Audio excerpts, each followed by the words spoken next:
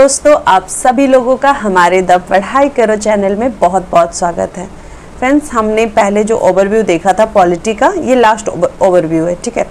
और इसके बाद जो हम पढ़ेंगे वो पॉलिटी का शॉर्ट नोट्स होगा लक्ष्मीकांत का। तो चलिए स्टार्ट करते हैं।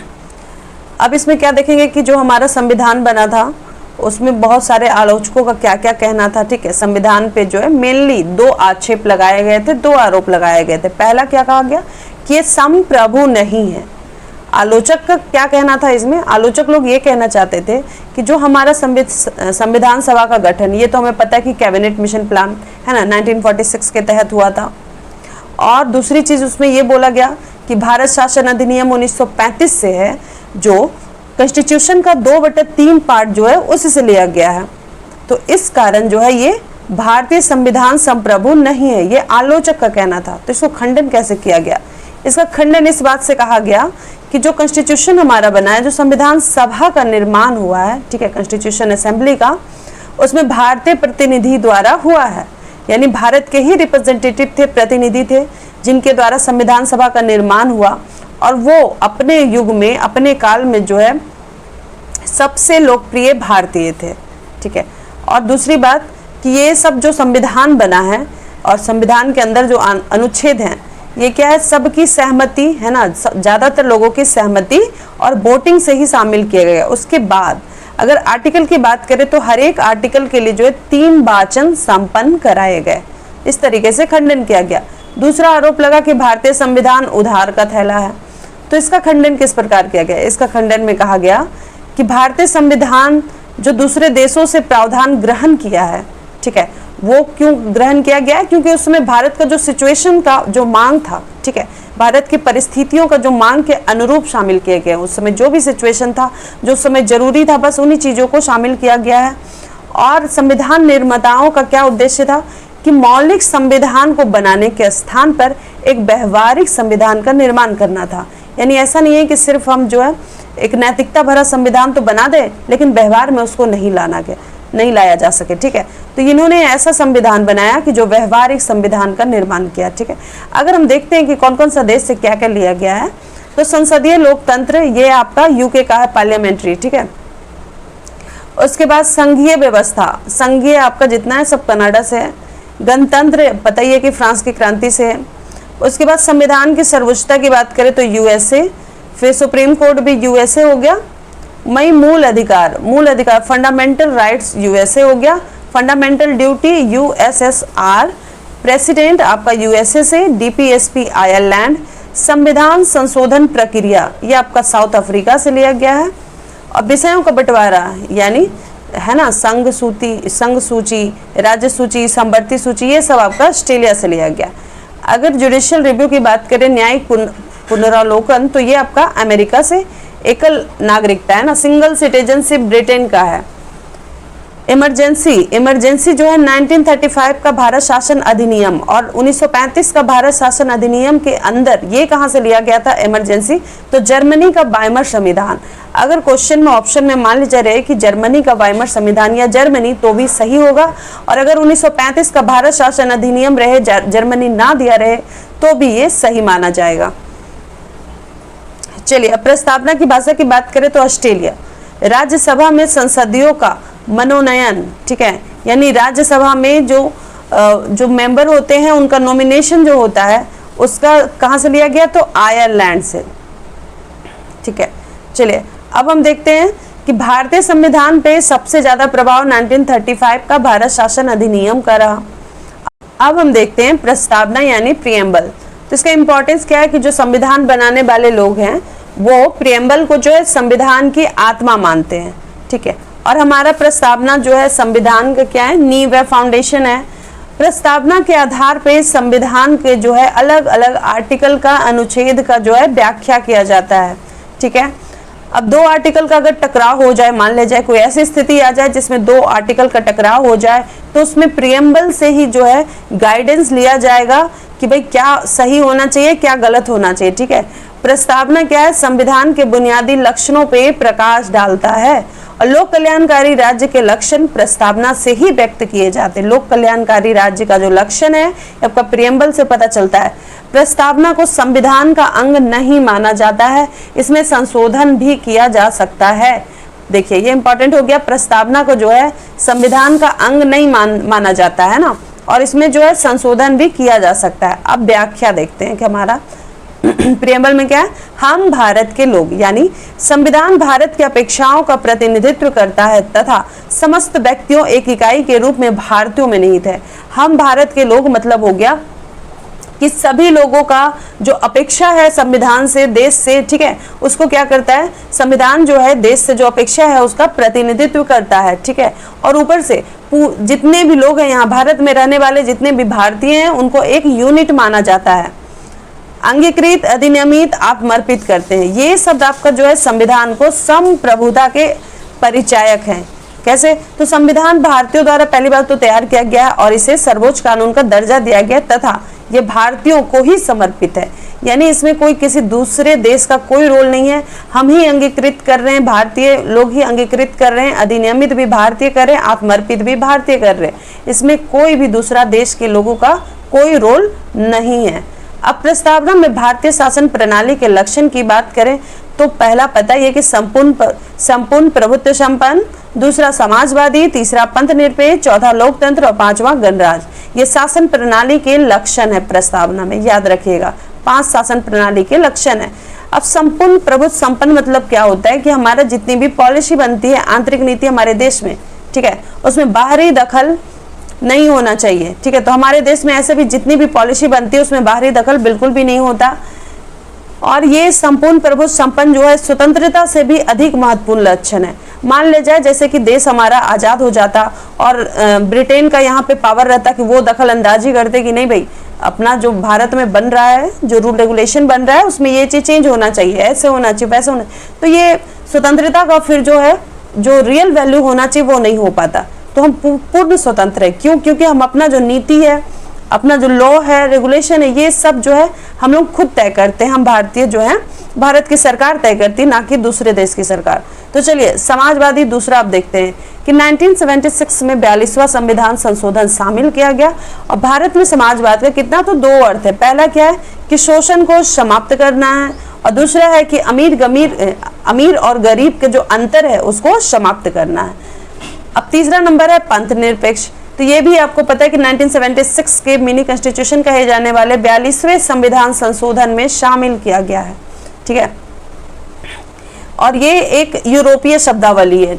यूरोप में क्या होता है कि प्रजा को राजा का बात सुनना पड़ता है ना, यानी राजा जिस धर्म को मानता है प्रजा को भी उसी धर्म को मानना पड़ता है, ये है। और लेकिन इंडिया में क्या है कि इंडिया में ट्रेडिशनली रूप से अगर बात करें तो सर्वधर्म समभाव का वातावरण शुरुआती से रहा है, ठीक है। अभी जो देख रहे हैं आधुनिक भारत में तो सर्वधर्म समभाव रहा है। यहाँ पे जो सभी धर्म को समान भाव दिया जाता है, समानता है सभी धर्म में।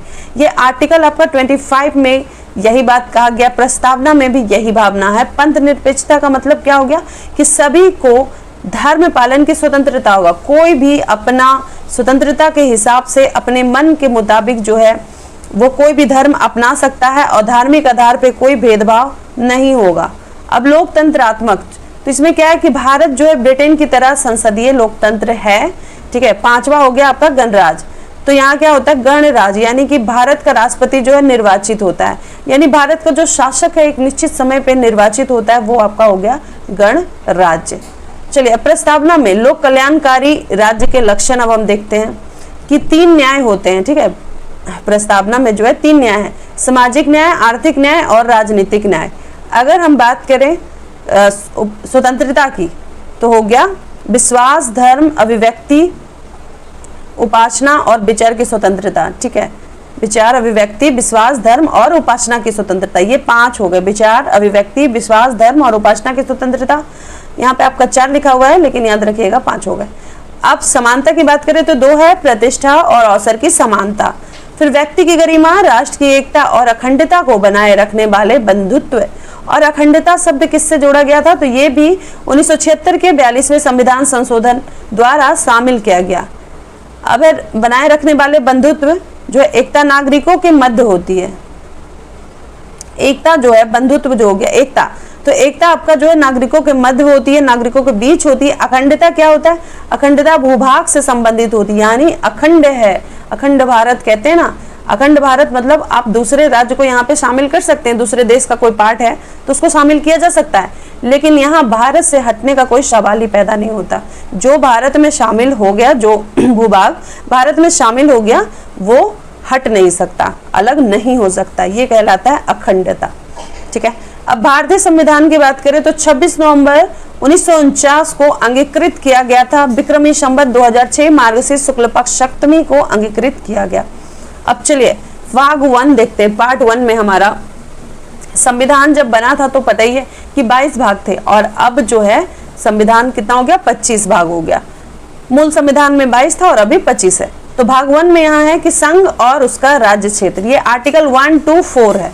तो आर्टिकल 1 की बात करें तो इंडिया दैट इज भारत, यानी इंडिया दैट इज भारत, यानी भारत जो है राज्यों का एक संघ होगा। भारत में फेडरेशन के स्थान पे यूनियन का प्रयोग किया गया है। फेडरेशन और यूनियन में अगर डिफरेंस की बात की जाए तो फेडरेशन वो होता है कि वो भी एक संघ ही होता है, ठीक है, दोनों का मीनिंग देखिएगा तो संघ ही होता है, लेकिन फेडरेशन में ये होता है कि वो जो दूसरे देश हैं वो कभी भी चाहे तो अलग हो सकते हैं।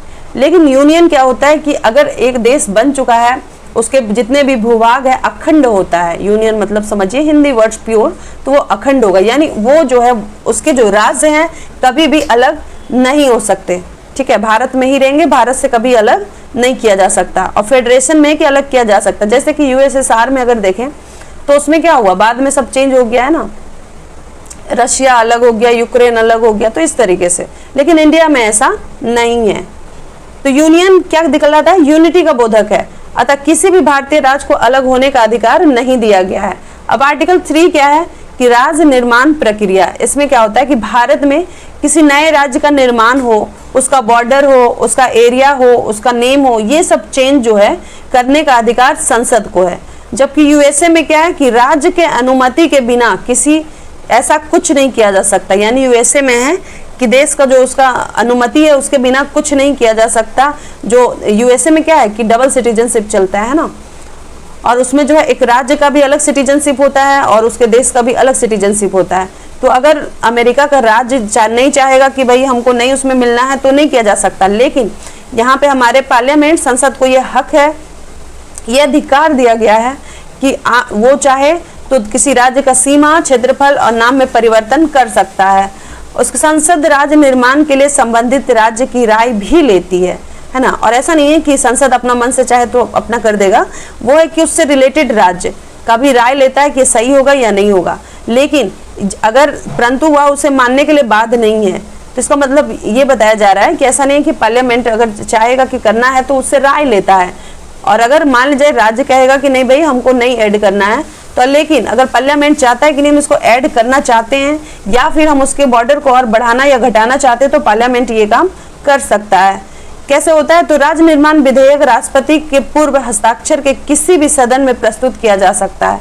तो राज्य निर्माण विधेयक जो है राष्ट्रपति से पहले क्या करेगा, राष्ट्रपति के हस्ताक्षर से पहले जो किसी भी सदन में, लोकसभा या राज्यसभा में प्रस्तुत किया जा सकता है, और संसद इसे जो साधारण बहुमत से पारित करती है।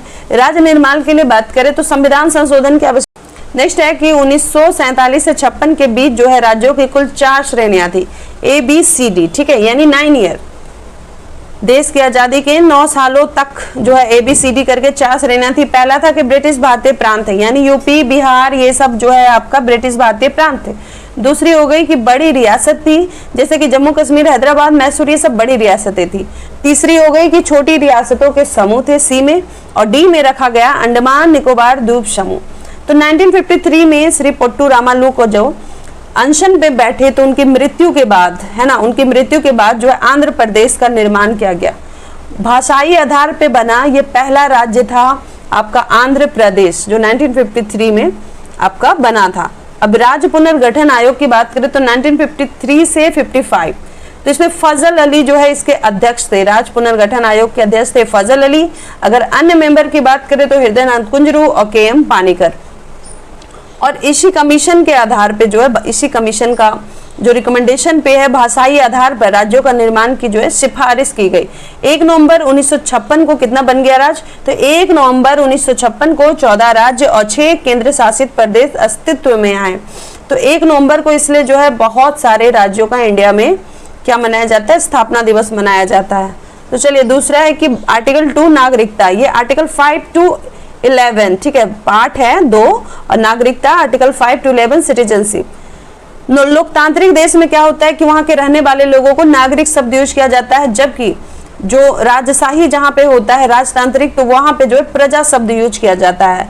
भारत में नागरिकता कानून बनाने का अधिकार आपको सिर्फ पार्लियामेंट को दिया गया है। तो 1955 में नागरिकता कानून पारित किया गया था। इसमें सभी नागरिकों को जो है समान स्तर का माना गया, जबकि जहां धर्मतांत्रिक देश होते हैं विधर्मियों को द्वितीय दर्जे का नागरिक माना जाता है। इसका मतलब जो धर्मतांत्रिक, जैसे कोई मुस्लिम कंट्री हो गए या ईसाई वाली स्पेशली कंट्री हो गई, तो इसमें क्या होता है कि दूसरे धर्म के लोग हैं तो उनको अपने से लोअर माना जाता है, ठीक है। भारत में इकहरी नागरिकता का पता ही सिंगल सिटीजनशिप का जो है प्रावधान है, और यूएसए में जो है कई तरह जो है यूएसए की तरह जो है राज्यों की नागरिकता का कोई प्रावधान नहीं है, वहां डबल सिटीजनशिप चलता है। यदि कोई भारतीय किसी अन्य देश की नागरिकता ग्रहण कर लेती है तो उसकी भारतीय नागरिकता समाप्त हो जाती है। अब हम देखते हैं इंडियन डायस्पोरा क्या होता है। तो भारत से बाहर जो रहने वाले लोग हैं वो उन भारतीयों को क्या कहते हैं? Indian diaspora. इसमें आपका लगभग 2.5 करोड़ लोग भारतीय आते हैं। इसको 2 भाग में बांटा गया है, एनआरआई और पीआईओ। एनआरआई क्या है? तो नॉन रेजिडेंट इंडियंस। इसमें क्या होता है कि इसमें भारतीय नागरिक हैं, ठीक है, ये लोग अभी भी भारतीय हैं लेकिन रोजगार के लिए, एम्प्लॉयमेंट के लिए जो दूसरे देश में रह रहे हैं। तो इंडियन डायस्पोरा का लगभग 70% भाग एनआरआई है। एनआरआई का सबसे ज्यादा संख्या की बात करें तो यूएसए में है, ठीक है। दूसरा है पर्सन ऑफ इंडियन ओरिजिन यानी पीआईओ। तो पीआईओ क्या होता है? ये भारतीय मूल के वे व्यक्ति हैं जो स्वयं या उनके पूर्वज भारत के नागरिक थे, ठीक है। तो इंडियन, ये क्या हो गया? PIO person of Indian origin, यानी ये भारतीय मूल का वो व्यक्ति है जो या तो खुद है या फिर उसका जो पूर्वज रहा है वो भारतीय नागरिक था। तो वो इंडियन डायस्पोरा का लगभग 30% पीआईओ है, क्योंकि 70% एनआरआई है। पीआईओ का सबसे बड़ा संख्या कहाँ है? तो म्यांमार में है। तो इंडियन डायस्पोरा के लिए 9 जनवरी 2023 से प्रवासी भारतीय दिवस प्रारंभ किया गया, 9 जनवरी 2003 से, ठीक है। नेक्स्ट है भारतीय नागरिकता 6 प्रकार से समाप्त की जा सकती: जन्म से, वंशक्रम से, पंजीकरण द्वारा, देशीकरण द्वारा, विलय द्वारा और पुनर्प्राप्ति द्वारा। अब हम इसको थोड़ा डिटेल में देखेंगे। जन्म से कैसे हो गया? यानी वो व्यक्ति जिसका जन्म 26 जनवरी 1950 या है ना 1950 के दिन भी कह रहा है, 26 जनवरी 1950 के दिन या उसके बाद भारत भूमि पे हुआ है तथा उसके माता पिता भी भारतीय हैं, को जन्म से भारत का नागरिक माना जाता है। जैसे कि हम लोग हो गए, हमारा जो है 26 जनवरी 1950 के बाद जो हम लोग जन्मे हैं, तो ये सब हम लोग भारतीय हो गए, क्योंकि हमारे माता पिता भी उसके बाद जन्मे। तो ये सब क्या हो गया कि ये भारतीय हो गए, ठीक है, और जन्म से भारत का नागरिक माना जाता है। इस प्रकार की नागरिकता किसी भी स्थिति में समाप्त नहीं की जा सकती। अधिकांशतः भारतीय इसी श्रेणी में आते हैं, ठीक है। और हमारी जो सिटीजनशिप है, जो हम भारतीय हैं, उसका नागरिकता जो है किसी भी स्थिति में समाप्त नहीं किया जा सकता, जो जन्म से भारतीय है। अधिकांश क्या है कि भारतीय इसी श्रेणी में आते हैं। यदि कोई भारत का नागरिक नहीं है, ठीक है, यदि कोई भारत का नागरिक नहीं है तो फॉरेन एक्ट 1948 के तहत उसकी पहचान की जाती है। अगर कोई भारत का नागरिक नहीं है तो उसका पहचान करने के लिए जो है फॉरेन एक्ट 1948 बनाया गया है, उसको पढ़ने से पता चलेगा, उसमें सारा लॉ वगैरह दिया होगा, क्या क्या रूल रेगुलेशन है ये सब। तो चलिए दूसरा, हम अभी जो है ओवरव्यू देख रहे हैं तो ज्यादा इसको अंदर जाएंगे नहीं, तो चलिए वंशक्रम अब देखते हैं। तो वंशक्रम से क्या होता है कि वो व्यक्ति जिसका जन्म भारत के बाहर हुआ है परंतु उसके माता पिता भारत के नागरिक हैं, को वंशक्रम से भारत का नागरिक माना जाता है। इस प्रकार के जन्म की तत्काल सूचना दूतावास को दी जाती है। इसका मतलब क्या हो गया कि वह व्यक्ति जिसका जन्म भारत के बाहर हुआ, मान लीजिए यहाँ से कुछ लोग जॉब करने अमेरिका गए और अमेरिका में कोई लेडीज हैं जो वहाँ पे माँ बन जाती है, ठीक है, तो उनका बच्चा वहाँ पे हो जाता है, तो वो बच्चा जो है भारत का नागरिक वंशक्रम से कहलाएगा, ठीक है, और वो भारत का नागरिक माना जाता है। और इसकी सूचना जब जन्म हो जाता है बच्चे का तो उसकी सूचना तुरंत जो है दूतावास को दी जाती है। यानी जो लोग काम पे, जो कपल काम से करने गए या फिर कुछ भी हो रहने के लिए गए मतलब अपने बिजनेस या फिर अपना जॉब के लिए। तो वो माता पिता तो भारतीय थे, लेकिन बच्चे का जन्म जो है अमेरिका में हो गया, तो वो वंश क्रम से भारत का नागरिक माना जाएगा और उस बच्चे के जन्म के तुरंत बाद इसकी जो सूचना है दूतावास को दी जाएगी। अब तीसरा है कि पंजीकरण द्वारा जो राष्ट्रमंडल देशों के भारतीय मूल के लोगों को, राष्ट्रमंडल देश में किन लोगों को रखा गया था, कॉमनवेल्थ कंट्री में अगर बात करें तो जो ब्रिटेन के यानी जो इंग्लैंड जिस पे राज किया था, ठीक है, जो गुलाम देश थे इंग्लैंड का, ब्रिटिश का, उनको जो है लगभग 54 हैं, तो ये राष्ट्रमंडल देशों में उन लोगों को रखा गया, ठीक है। तो उसमें क्या है कि भारतीय मूल के लोगों को इसी श्रेणी के तहत भारत की नागरिकता दी जाती है। जो भारतीय मूल के लोग होते हैं इसी श्रेणी के तहत भारत की नागरिकता दी जाती है। और अगर कोई व्यक्ति यदि मतलब इसी राष्ट्रमंडल देश के अंदर वाले जो 54 कंट्री हैं उसमें से किसी भारतीय से अगर कोई व्यक्ति भारतीय से विवाह कर लेता है तो उसे भी इसी श्रेणी की नागरिकता दी जाती है। यानी जो कॉमनवेल्थ कंट्री है जिसमें जो अंग्रेजों के गुलाम थे 54 कंट्री, उनको राष्ट्रमंडल देशों में रखा गया। इसमें हमारा भारत, पाकिस्तान ये सब आ जाएगा, ठीक है। तो इसमें क्या हुआ कि एक तो राष्ट्रमंडल कंट्री का जो भारतीय मूल के लोग हो गए, हम लोग जो भारतीय मूल के जो लोग हो गए, ठीक है, यानी जिनके माता पिता भारतीय हैं और उसका जो क्या होता है मतलब खुद या फिर माता पिता जो भारतीय हैं, तो ये सब जो लोग हो गए तो श्रेणी के तहत भारत की नागरिकता, इसी श्रेणी के अंतर्गत जो है उसको भारत की नागरिकता दी जाती है। या कोई मान ले जाए कि दूसरे देश से विवाह कर लेता है, ठीक है, किसी भारतीय से विवाह कर लेता है, कोई मान ले जाए कि जैसे जापान का हो गया और इंडियन से वो विवाह कर लिया, तो उसको भी इसी श्रेणी यानी पंजीकरण, उसको रजिस्ट्रेशन कराना पड़ेगा, तब उसको जो है मतलब नागरिकता दी जाएगी। अब हम देशीयकरण द्वारा देते हैं। तो देशीयकरण क्या है कि शेष विश्व के नागरिकों को कुछ मानकों को पूरा करने के बाद इस श्रेणी में भारत की नागरिकता दी जाती है। तो देशीयकरण में हम देखते हैं कि क्या क्या है। पहला कंडीशन है कि विगत कुछ वर्षों से भारत में वो निवास करता हो। दूसरा है कि 8वीं अनुसूची के किसी भाषा, ये जो 22 भाषा है उसमें से किसी भाषा का जो है उसको ज्ञान होना चाहिए। अब विशिष्ट व्यक्तियों के लिए इन मानकों में ढील दी जा सकती, जैसे कि कुछ स्पेशल लोग हो गए जो बहुत चर्चित लोग, बहुत ही फेमस लोग जो हो गए, उनको अगर देशीयकरण से इंडियन बनाया जा रहा है तो उसमें जो है इन नियम कानून से जो है उसमें ढील दी जा सकती है। जैसे कि हम लोग पाकिस्तान का जो अदनान सामी है उनको भारतीय का देशीयकरण द्वारा जो है शामिल किया गया, उनको भारतीय का जो है सिटीजनशिप मिला। अब चलिए विलय द्वारा, विलय क्या है कि अगर वैसे नागरिक को, उन लोगों को ये विलय द्वारा जो भारतीय नागरिकता प्रदान की जाती है जो उस भूभाग के निवासी हैं जिसका भारत में विलय कर लिया हो। मान लिया जाए कि अभी जैसे जो है बलूचिस्तान की बात करें तो उसको इंडिया में अगर उसको ले लिया जाता है, ठीक है, उसको विलय कर लिया जाता है बलूचिस्तान का, तो उन नागरिकों को जो बलूचिस्तान में लोग रहते हैं तो उनकी नागरिकता जो है तभी यहाँ पे भारत में उसको मतलब इंडियन सिटीजनशिप मिलेगी कि जब वो जो विलय के द्वारा जो भूभाग आया हुआ वो विलय के द्वारा माने जाएंगे कि वो भारतीय नागरिक हैं। जैसे कि देखिए दिया है कि दादर नागर हवेली, गोवा, दमन दीव, पुडुचेरी, सिक्किम, ये सब विलय द्वारा इन लोगों को नागरिकता मिली थी।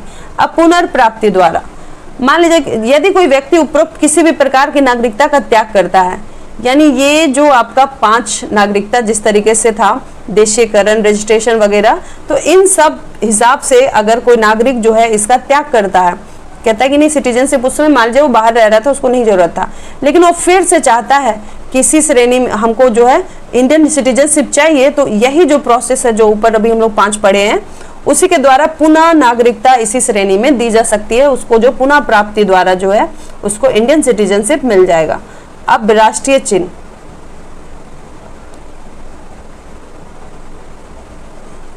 अब राष्ट्रीय चिन्ह देखते हैं कि राष्ट्रध्वज हमारा तिरंगा है। राष्ट्रध्वज आपका 22 जुलाई 1947 को एक्सेप्ट किया गया था और 1907 में सबसे पहले मैडम भिखाजी कामा जो है स्टुटगार्ट जर्मनी के, वहां पे पहली बार उन्होंने झंडा फहराया था। उसमें 3 रंग थे, लाल, पीला, हरा, और उसमें जो 7 तारे सप्त ऋषियों के प्रतीक थे। फिर 1931 में जो है पिंगली वेंकैया सबसे पहले तिरंगे का निर्माण किए थे और गांधी जी ही उसमें सलाह दिए थे कि एक चरखा उसमें जो है डाल दिया जाए। तो झंडा समिति, फिर क्या हुआ कि झंडा समिति आई, झंडा समिति के अध्यक्ष डॉक्टर राजेंद्र प्रसाद, तो उसकी उन्होंने मतलब उनकी जो समिति है उन्होंने ये डिसाइड किया कि चरखा के स्थान पे जो है चक्र को शामिल किया जाए। तिरंगे के समान पता ही है कि चौड़ाई 3 पट्टियां होती है ना, हमारा प्यारा देश का तिरंगा जो है उसमें 3 पट्टियां होती है, केसरिया, सफेद, हरा। केसरिया की बात करें तो त्याग, सफेद की बात करें तो शांति और हरा की बात करें तो समृद्धि। सफेद पट्टी के बीच में जो आपका नीले रंग का चक्र होता है उसमें 24 तीलियां होती है और इसका मतलब होता है कि जो लगातार प्रगति करते रहना, ठीक है, लगातार जो है प्रगति करते रहने का ये प्रतीक है 24 तीलियां। 24 तीलियां मतलब 24 घंटे दिन भर में सो गए, यानी वो अनवरत लगातार जो है वो प्रगति कर रहा है, कभी भी नहीं रुक रहा है।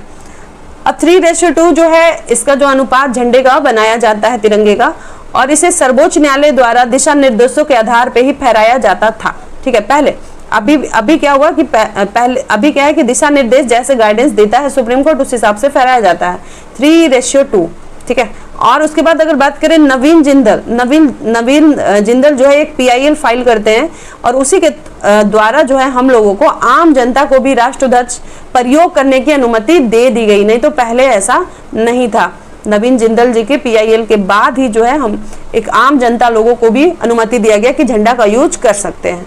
अब राजकीय चिन्ह की बात करते हैं तो 26 जनवरी 1950 को इसको स्वीकार किया जाता है और सारनाथ का अशोक स्तंभ शीर्ष से लिया गया है ये राजकीय चिन्ह, ठीक है। अशोक स्तंभ जो है सारनाथ से लिया गया है। इसमें 3 शेर जो है दिखाई नहीं देते और ऐसे इसमें 4 शेर होते हैं, ठीक है। तो 3 शेर जो है दृष्टिगोचर होते हैं, जिसमें नीचे एक पट्टी पर घोड़ा और बैल अंकित होता है। इसमें नीचे पट्टी पे क्या रहता है कि एक घोड़ा और बैल रहता है, एक तरफ घोड़ा रहता है, एक तरफ बैल। कभी कभी क्वेश्चन में आ जाता है कि पट्टी में कौन कौन सा जानवर है, तो देखिए घोड़ा है, शेर है, हाथी है, बैल है।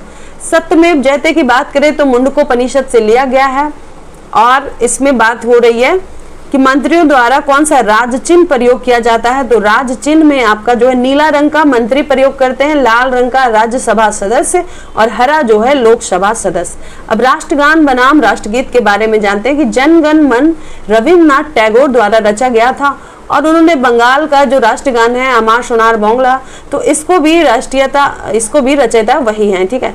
24 जनवरी 1950 को जो है हमारा जनगण मन यानी राष्ट्रगान को अपनाया गया था और ये बांग्ला जो है मिश्रित हिंदी है, ठीक है, बांग्ला मिश्रित हिंदी है। ये सेना द्वारा इसका धुन जो है तैयार किसके द्वारा किया गया था, सेना द्वारा। गाने की अवधि की बात करें तो 52 सेकंड है, लेकिन अगर शॉर्ट में गाना है तो 20 सेकंड। 27 दिसंबर 1911 को कलकत्ता कांग्रेस में रविन्द्रनाथ टैगोर जो है इन्होंने खुद गाया था, 27 दिसंबर 1911 को। अब राष्ट्रीय गीत की बात करें तो वंदे मातरम, तो 24 जनवरी 1950 को इसको अपनाया गया और इसका दर्जा राष्ट्रगान के समान ही है, राष्ट्रगीत का भी। रचयिता है बंकिम चंद्र चटर्जी और गाने की अवधि कितनी है तो 65 सेकंड। अब पन्नालाल घोष जो है इसका धुन बनाया है पन्नालाल घोष और ये संस्कृत में है और मूल गीत का पहला पैराग्राफ ही राष्ट्रीय गीत है, ठीक है। तो वंदे मातरम 1876 से लिया गया, ठीक है। 1876 से जो है वंदे मातरम लिया गया है। 1882 में 1882 में जो है आनंद मठ का ये जो है इसको पार्ट बनाया गया, ठीक है। आनंद मठ में इसको पार्ट बनाया गया 1882 में और वहीं 1896 के कलकत्ता कांग्रेस के अधिवेशन में बंकिम चंद्र चटर्जी ने स्वयं गाया था 1896 में। अब बंग भंग 1905 में जो हुआ था बंग भंग आंदोलन, तो ये राष्ट्रीय स्तर पे प्रसिद्ध हुआ था, ठीक है। यानी बंग भंग आंदोलन जो हुआ था उस समय वंदे मातरम जो है राष्ट्रीय स्तर पे प्रसिद्ध हुआ था और पहले इसका धुन जो है BD नलुस्कर ने तैयार की थी और ये जो है राष्ट्रीय आंदोलन का सबसे चर्चित गीत है। लेकिन अंग्रेजों ने जो है साजिश के तहत इसे क्या किया, विवादित बना दिया।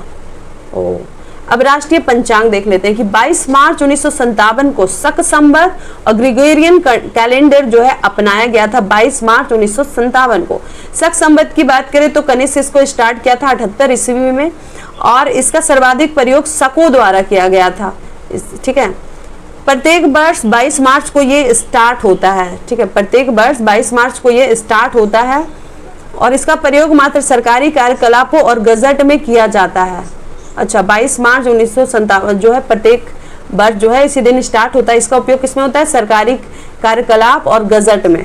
ग्रेगोरियन कैलेंडर को अंग्रेजी कैलेंडर या अंतर्राष्ट्रीय कैलेंडर भी कहते हैं और यह ईसा मसीह के जन्म के साथ ही स्टार्ट होता है। 16वीं शताब्दी में पोप ग्रिगोरी ने इसे वर्तमान रूप दिया और या सूर्य की गति पे आधारित, यानी सूर्य की गति पे आधारित पोप ग्रिगोरी ने उस समय वर्तमान रूप दिया था, और ये जो ग्रिगोरियन कैलेंडर है सूर्य की गति पे आधारित है। राष्ट्रीय पशु की बात करें तो बाघ यानी पैंथेरा टिग्रिस लीनियस। तो ये क्या है कि 1972 से बाघ राष्ट्रीय पशु, यानी 1972 से पहले कौन था, तो शेर था, लेकिन 1972 से आपका बाघ बन गया राष्ट्रीय पशु। 1970 से ही शेर और बाघ को पुनः संरक्षण प्राप्त है।